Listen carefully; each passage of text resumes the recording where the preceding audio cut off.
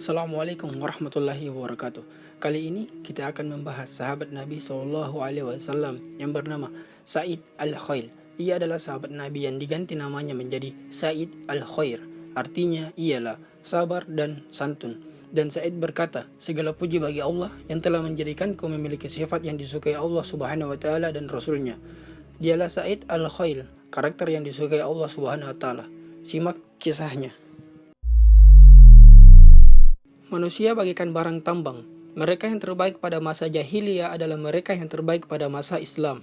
Inilah dua kisah seorang sahabat Rasulullah yang terkenal.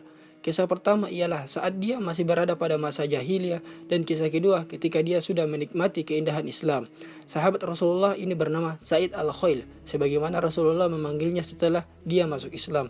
Kisahnya pada masa jahiliyah dituliskan dalam beberapa buku sastra, di antaranya ialah kisah berikut yang dituturkan Asy-Syaibaini yang bersumber dari seseorang syekh dari Bani Amir. Kami pernah mengalami suatu tahun kemarau yang menyebabkan taman tidak tumbuh dan hewan tidak dapat mengeluarkan susu. Seseorang di antara kami lantas membawa keluarganya ke Al-Hirah dan meninggalkan mereka di sana. Dia berkata kepada keluarganya, "Tunggulah aku di sini sampai aku kembali lagi." Kemudian bersumpah kepada mereka bahwa dia tidak akan kembali menemui mereka lagi, kecuali jika dia sudah mendapatkan uang atau dia meninggal. Selanjutnya, dia mempersiapkan bekal dan berangkat seharian penuh. Ketika malam tiba, dia mendapati sebuah tenda, dan di dekat tenda tersebut ada seekor kuda sedang terikat. Maka dia langsung berujar, "Inilah ghanimah pertama." Dan dia berjalan menghampiri kuda itu dan melepas ikatannya. Sewaktu dia hendak menunggangi kuda itu, dia mendengar suara yang berseru, "Tinggalkan kuda itu, dan carilah harta lain untuk kau ambil." Maka dia pun meninggalkan kuda tadi dan melanjutkan perjalanan. Lalu dia berjalan lagi selama 7 hari hingga dia tiba di sebuah tempat pengembalaan unta. Di sebuah tempat pengembalaan unta, di sebelah padang terdapat tenda besar yang dilengkapi sebuah kubah yang terbuat dari kulit, menandakan kekayaan dan kenikmatan.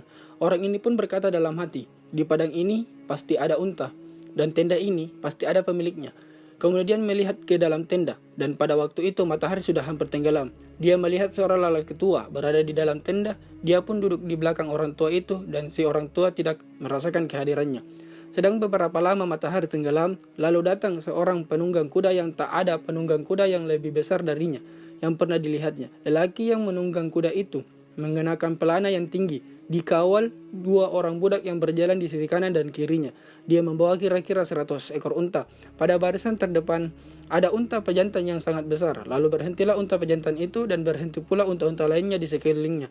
Sejurus kemudian penunggang kuda berkata kepada salah seorang budaknya, "Peraslah susu unta ini." Dia menunjukkan ke arah seekor unta betina yang gemuk, dan berikan susu itu kepada orang tua itu. Si budak memeras susu unta sehingga sampai 1 bejana penuh.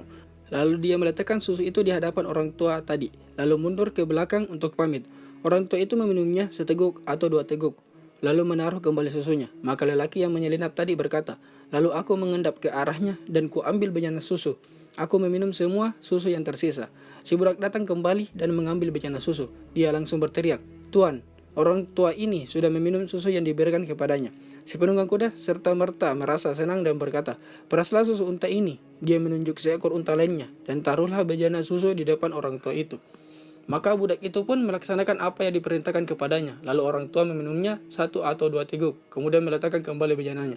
Aku pun mengambilnya lagi, dan aku meminum separuhnya. Aku tidak mau meminum semua susu karena khawatir akan membuat curiga si penunggang kuda. Kemudian si penunggang kuda memerintahkan budaknya yang kedua untuk menyembelih seekor domba. Lalu budak tadi menyembelihnya. Kemudian si penunggang kuda memanggang daging domba dan memberikannya kepada orang tua sehingga dia merasa kenyang. Lalu si penunggang kuda memakan sisa kambing tadi bersama kedua budaknya. Tak lama kemudian semuanya tertidur, lelap dan suara mendengkur. Pada saat itu, aku menghampiri unta jantan dan kulepas ikatannya, lalu menungganginya. Untuk pejantan itu bangun dan diikuti oleh semua unta yang lain. Aku berangkat malam itu juga. Menjelang siang aku melihat ke sekeliling penjuru, dan aku tidak melihat siapapun yang mengikutiku. Kuteruskan perjalanan sampai hari semakin siang. Kemudian aku menoleh, dan aku melihat ada seekor burung elang atau seekor burung besar.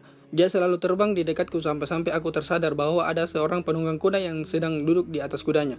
Dia lalu mendatangiku sehingga aku mengenalinya sebuah pemilik unta-unta ini yang sedang mencari unta-unta miliknya. Pada waktu itu, kuikatkan unta pejantan dan kukeluarkan anak panah dari sarungnya dan kuletakkan pada busur. Aku berdiri di depan unta-unta Lalu si penunggang kuda berhenti pada jarak yang sedikit jauh dariku. Dia berkata, "Lepaskan ikatan unta jantanku."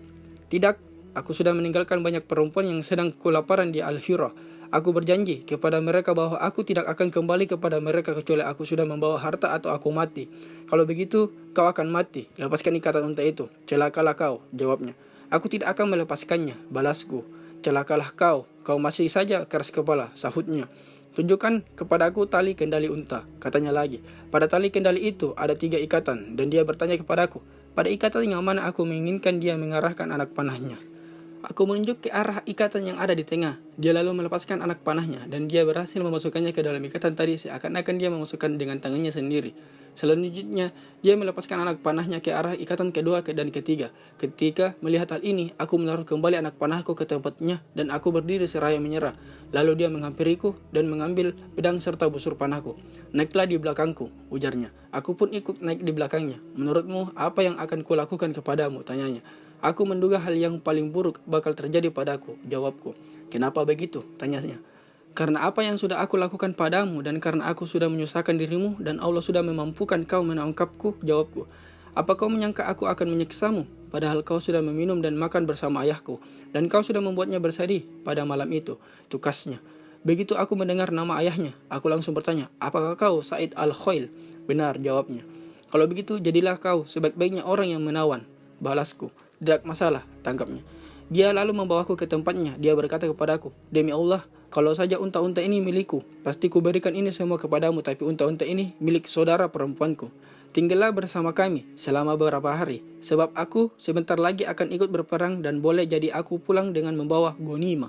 Hanya 3 hari setelah itu, dia pergi berperang melawan Bani Numair, dan dia mendapatkan ghanimah hampir mencapai 100 ekor unta dan dia memberikannya kepadaku.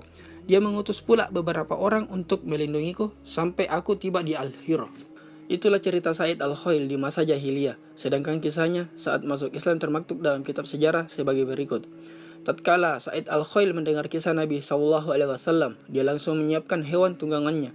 Dia mengajak pula sejumlah pembesar kaumnya untuk datang ke Yastrib dan menemui Nabi SAW. Maka dia bersama dengan rombongan yang terdiri dari Sur bin Sadus, milik bin Jumair, Amir bin Juwain, dan lain pula berangkat. Sesampainya mereka di Madinah, mereka menuju ke Masjid Nabawi dan memberhentikan unta mereka di depan pintu masjid. Ketika mereka masuk ke dalam masjid, Rasulullah SAW sedang berdiri di atas mimbar, berkhutbah di hadapan kaum muslimin. Khutbah Rasulullah memukau mereka dan mereka kagum terhadap sikap kaum muslimin yang begitu patuh kepada beliau. Mereka sangat khusyuk menyimak dan menyerap apa yang beliau sabdakan. Tatkala Rasulullah SAW melihat Zaid dan rombongannya, Rasulullah bersabda, "Aku lebih baik bagi kalian daripada Uzza dan dari seluruh sembahan kalian.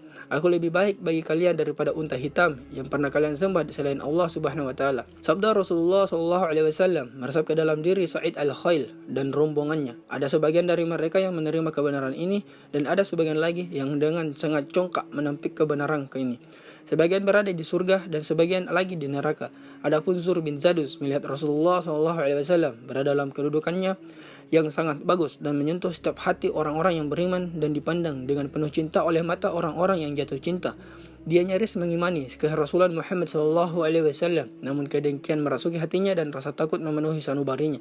Dia lalu berkata kepada orang-orang yang ada di sekitarnya, "Aku sekarang melihat seseorang manusia yang akan menundukkan leher semua bangsa Arab. Demi Allah, tidak akan pernah kubiarkan dia menginjakan leherku."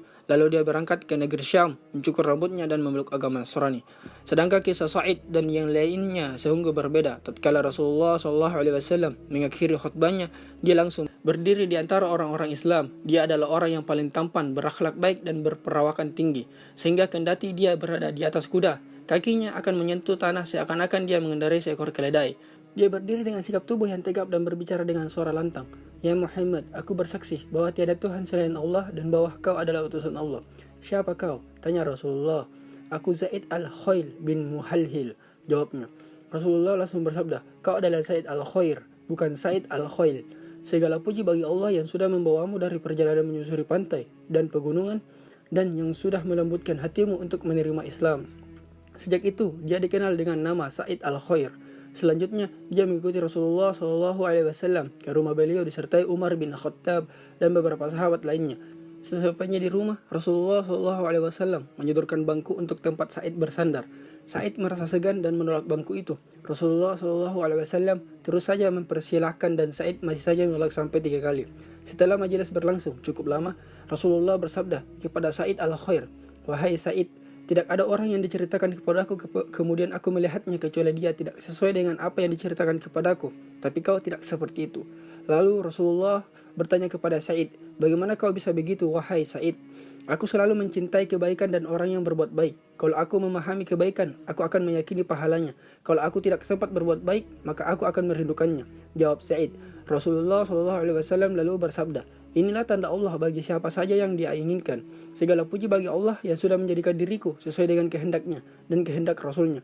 Timpal Sa'id. Dia lalu menoleh ke arah Nabi SAW sambil berkata, "Kirimkan kepadaku wahai Rasulullah 300 orang penunggang kuda.